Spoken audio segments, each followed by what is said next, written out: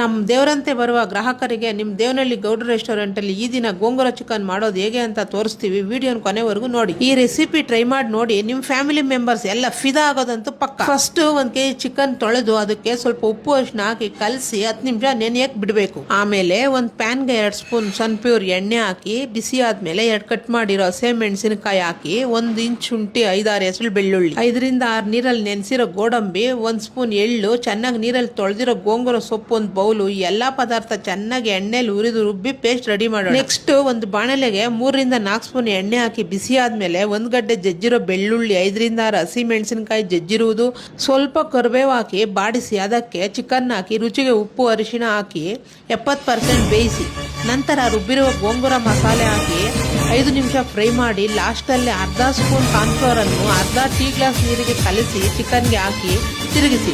ನಿಮ್ಮ ಮನೆಯಲ್ಲಿ ದೇವನಹಳ್ಳಿ ಗೌಡ್ರ ರೆಸ್ಟೋರೆಂಟ್ ಅಲ್ಲಿ ಮಾಡೋ ತರಾನೇ ಗೋಂಗೂರ ಚಿಕನ್ ರೆಡಿ. ವಂದನೆಗಳು.